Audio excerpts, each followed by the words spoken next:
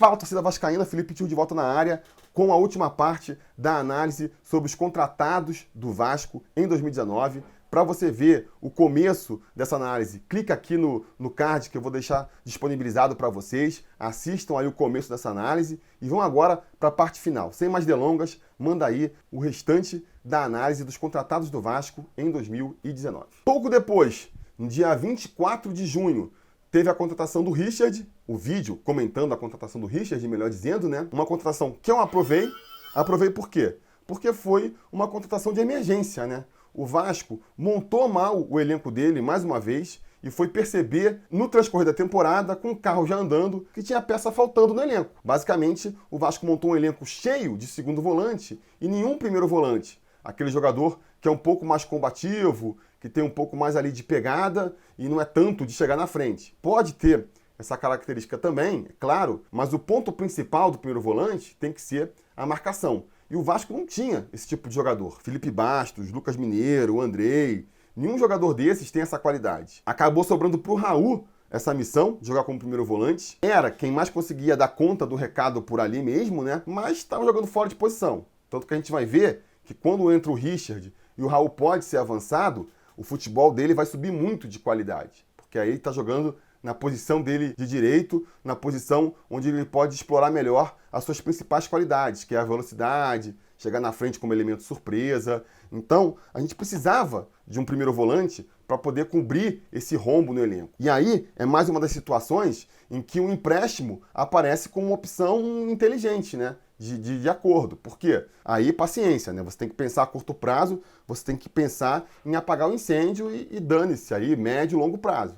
Então você traz um jogador para suprir aquela carência ali, é um jogador que se entrar bem, o Vasco dificilmente vai conseguir renovar, como parece que não vai ganhar nada com isso também, mas paciência, pelo menos ele cobre ali aquele buraco pelo tempo em que ele foi emprestado, e foi isso que aconteceu com o Richard. Pegou, mais uma vez vale ressaltar, um jogador que estava em boa fase, não é um jogador que vai tentar recuperar seu bom futebol no Vasco. Vocês vão reparar aí que todos os jogadores que vieram com esse discurso deram errado. É um jogador que estava ali encostado no Corinthians, é verdade, mas não porque estava em má fase. Ele tinha se destacado pelo Fluminense no ano anterior, chegou lá no Corinthians, o Corinthians tinha um bando de volantes e o Carille acabou optando por outros. Não foi necessariamente porque o Richard estava em má fase.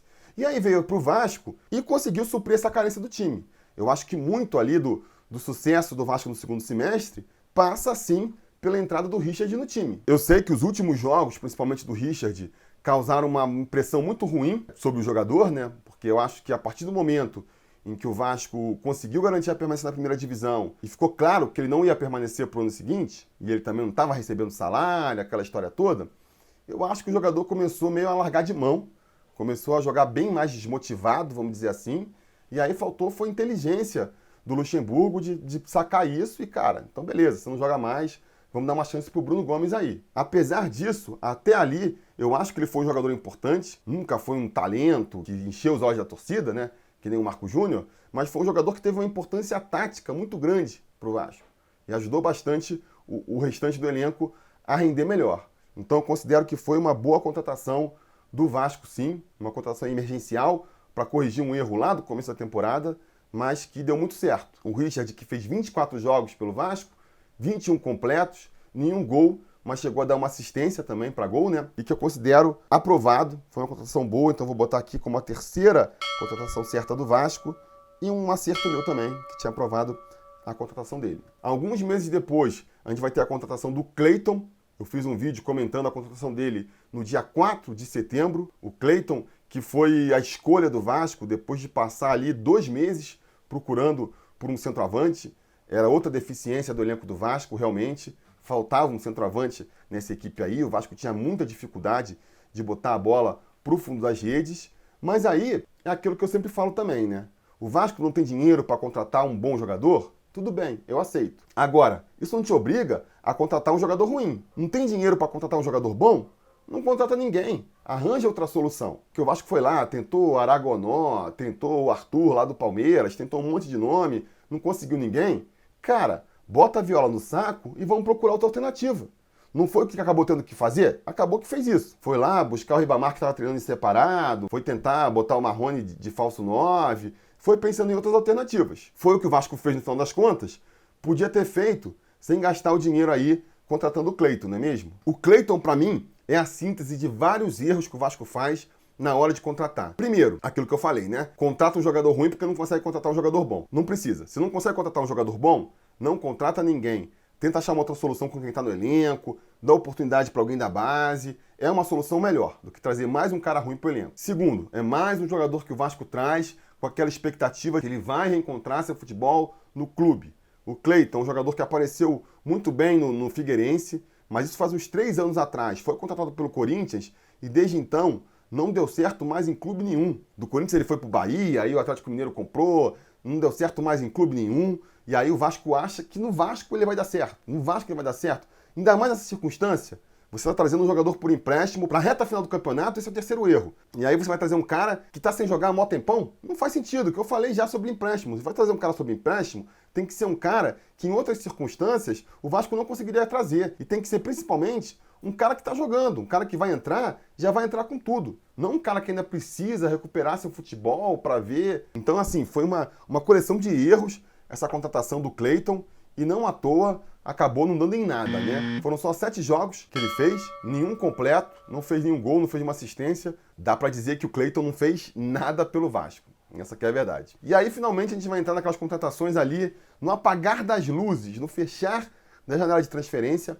O Vasco ainda vai conseguir a contratação do Fred Guarim. Fiz um vídeo sobre o Fred Guarim no dia 27 de setembro. Aprovei a contratação do Guarim, claro. Um jogador aí inquestionavelmente de qualidade, jogou Copa do Mundo, jogou na Inter de Milão, estava na China, que é sempre um buraco negro, estava sendo especulado também no Flamengo, para substituir lá o Cuéllar, que tinha saído, né? E aí foi um bom ataque de oportunidade do Vasco. O que aconteceu? O Flamengo estava negociando com o Guarim para ver se ele entrava para substituir justamente ali o Cuéllar. O negócio estava andando, parece que os caras já estavam com o salário acertado, o cara ia ganhar 700 mil reais no Flamengo, alguma coisa assim. Mas aí, quando estava perto da janela fechar e a contratação estava prestes a ser fechada, o Flamengo deu para trás. Deu para trás porque justamente percebeu que o jogador estava muito fora de forma, ele ia chegar para a reta final do campeonato aí, não ia dar tempo dele entrar em forma para a competição, e aí o Flamengo deu para trás. Preferiu não contratar. Nisso, o jogador ficou meio com as mãos abanando, né? Ia acabar tendo que ficar 3 meses parado, porque a janela já estava fechando.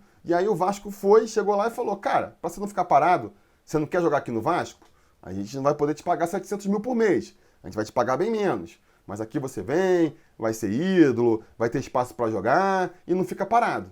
E aí, acabou seduzindo o jogador, ele veio para o Vasco. Foi uma aposta, né? Porque estava contratando um jogador que estava claramente fora de forma, mas uma aposta acho que válida, estava pagando bem menos para o jogador e caso ele encaixasse, caso mesmo fora de forma, o talento dele fosse o suficiente para aumentar a qualidade do futebol do Vasco, ele poderia ajudar o time a alcançar voos maiores.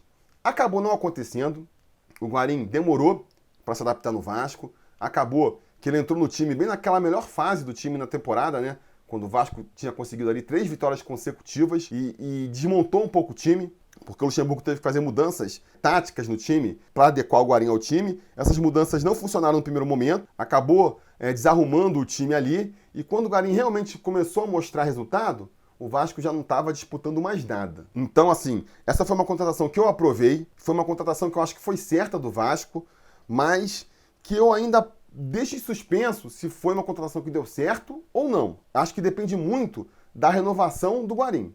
Porque se o Guarim estiver vindo para o Vasco para jogar só esses 3 meses e vai embora aí agora no final do ano, aí eu acho que não valeu a pena. Sinceramente, eu acho que não valeu a pena. Trouxe um jogador que mal bem é caro, vai acabar sendo mais uma dívida do clube aí com o jogador, e que de prático para o Vasco trouxe muito pouco, né? Trouxe muito pouco, porque quando ele começou a jogar para valer, o Vasco já não estava disputando mais nada. Se a gente conseguisse aí, nessa reta final que estava jogando bem, uma vaguinha numa Libertadores, por exemplo, teria valido super a pena. Ou se o Vasco estivesse tão mal que a participação dele nessa reta final tivesse sido importante para o Vasco conseguir escapar do rebaixamento, também teria valido a pena. Do jeito que foi, nas circunstâncias que foram, se ele não ficar para o ano que vem, eu acho que não vai ter valido a pena. Se ele ficar, sim.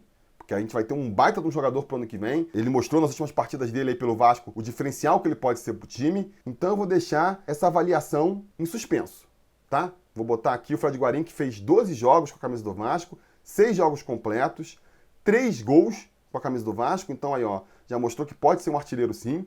Se ficar pro ano que vem, vai ser muito bom. Vamos aguardar para ver. Por enquanto, vou deixar em suspenso. Finalmente, a última contratação do ano foi o Felipe Ferreira. Fiz um vídeo sobre ele no dia 3 de outubro. Aprovei a contratação do Felipe Ferreira também. Eu acho que tem um perfil que é interessante do Vasco contratar. Um jogador jovem, um jogador que está se destacando na Série B. Então acho que é uma aposta válida. É um jogador que estava em grande fase no CRB. Então também faz sentido. Você quer contratar um jogador para jogar os últimos 3 meses pelo seu time, tem que ser um jogador que esteja na ponta dos cascos, né? Não um jogador que está encostado, um jogador que está em má fase, não faz sentido. Então trouxe um jogador que estava ali atravessando uma boa fase pelo CRB, era o destaque da equipe, né? Tanto que o CRB na época estava brigando para ir para a primeira divisão. O Vasco foi, tirou o Felipe Ferreira de lá e os caras, perderam o fôlego, né? E foi uma aposta interessante. Agora, acho que faltou um pouco de confiança, né? Falta aí uma coisa também que é muito recorrente no Vasco, a confiança de bancar a aposta. Fez todo um esforço para trazer o Felipe Ferreira, envolveu ali departamento jurídico, porque o CRB não queria ceder e tudo mais, para trazer o jogador e mal deu oportunidade para ele. Acabou que fez aí 9 jogos, mas sempre entrando no decorrer das partidas. Repito, acho que faltou confiança no jogador, né? Faltou confiança e ele acabou não mostrando muito. Então, eu vou deixar esse jogador em suspenso também, a avaliação dele, porque acho que depende muito do ano que vem. De repente, foi uma contratação pensando no longo prazo. Vamos aproveitar aqui essa oportunidade para pegar o Felipe Ferreira antes que outro clube apareça. Se puder ajudar nessa reta final, tudo bem. Se não puder, paciência. É um pensamento a médio e longo prazo. Então vamos ver, né? Se for isso, tem que renovar com o jogador e vamos ver se de repente no Carioca ele consegue encontrar o seu espaço no Vasco, porque isso também é um raciocínio que a gente tem que ter. Você está pegando um jogador que está ali em alto nível na Série B e você espera que ele entre no Vasco e continue jogando no mesmo nível, tudo bem. Mas você tem que também saber que pode acontecer o contrário. O cara pode sentir um pouco a pressão. É uma competição mais qualificada. Jogar com uma torcida como a do Vasco é diferente de jogar com uma torcida como a do CRB. Então pode rolar um tempo de adaptação ali que é normal também. Então espero que o Vasco esteja considerando tudo isso e por conta disso eu vou deixar a aprovação aí, falar se foi certo ou se foi errado, do Felipe Ferreira, vou deixar em suspenso também. Finalmente, tem um jogador que só depois que eu fiz essa lista, eu reparei que eu nem me dignifiquei a fazer um vídeo comentando, que foi o Sidão. Sidão que chegou ali mais ou menos na reta final do Campeonato Estadual também, né? Quando o Fernando Miguel se machucou. Muita gente ficava defendendo, né? O Vasco precisa de um reserva, o Vasco precisa de um reserva. E eu sempre defendi que não precisava, que podia dar uma oportunidade para a molecada da base, como deu durante o momento para o Alexander. Agora, se a diretoria do Vasco acreditava que precisava de um reserva um pouco mais experiente para o Fernando Miguel, então tinha que ter contratado no começo da temporada.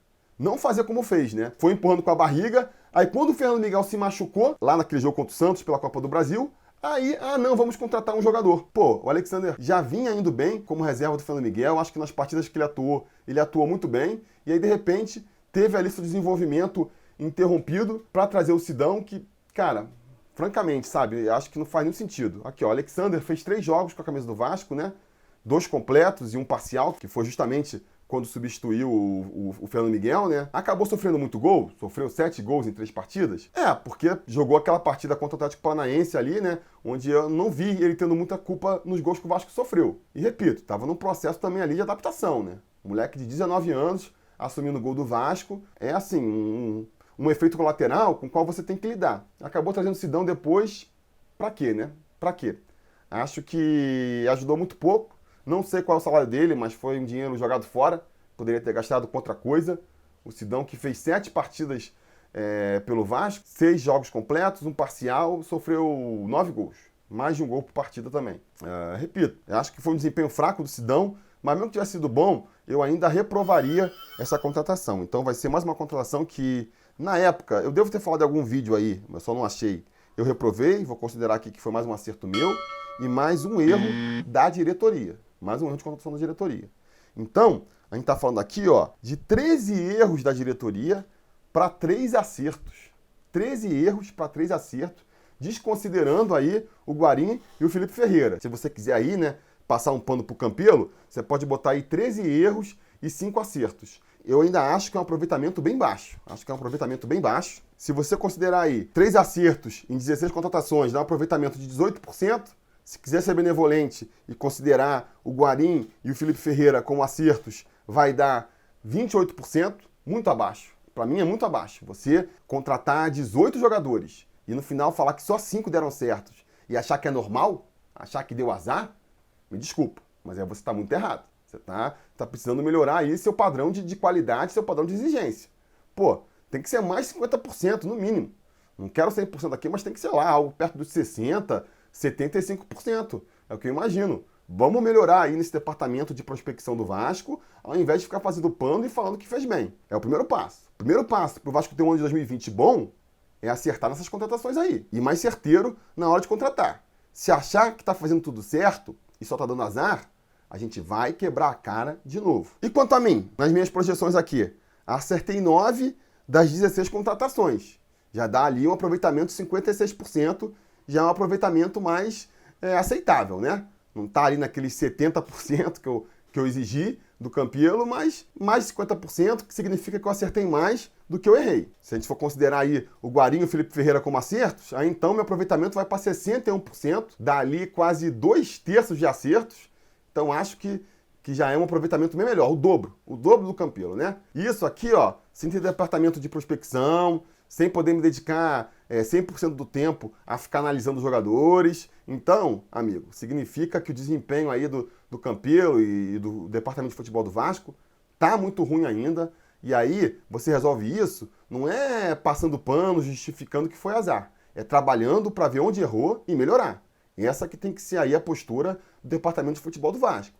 Espero que esse discursinho de azar aí seja só da boca para fora, para não ficar fazendo autocrítica em grupo. Espero que seja mais nesse sentido aí. Vamos torcer. E no mais, só para terminar aqui, fazer o último comentário, né? Das 7 projeções que eu fiz e que eu errei, 6 foram aprovando uma contratação que no final deu errado. Só uma vez eu achei que fosse dar errado e deu certo. Então isso mostra que eu não sou pessimista, amigo. Eu não sou pessimista. Eu estou disposto a acreditar no Vasco. Eu acho que se o Vasco me dá condições para acreditar na contratação, eu acredito. Eu, como torcedor, tenho esse viés otimista de, com pouca informação, acreditar que vai dar certo. Agora, é o que eu venho tentando mostrar aqui nesses vídeos todos. Tem situações em que você tem que tapar os olhos para muita coisa para achar que vai dar certo. Tem que tapar os olhos para muita coisa. E isso a gente aqui no Sobre Vasco nunca vai fazer. Acredito que apoiar o Vasco é sim apontar os erros quando a gente vê. Ainda mais erros crassos como foram cometidos em certos momentos aí da temporada no que tange às contratações. Beleza? Espero que vocês tenham curtido esse vídeo então. Espero que vocês tenham curtido aí essa iniciativa de avaliar as contratações do Vasco. E vamos torcer para, se eu fizer isso no ano que vem, a gente ter um aproveitamento bem melhor da diretoria, né? Diga nos comentários se vocês querem ver isso ano que vem. De repente a gente compara com esse ano aqui e vê uma melhora. Pode ser um bom sinal, não é mesmo? Enfim, não se esqueça também de curtir o vídeo, assinar o canal caso ainda não tenham assinado, ligar o sininho de notificações para ser avisado sempre que tiver vídeo novo por aqui. E a gente vai se falando.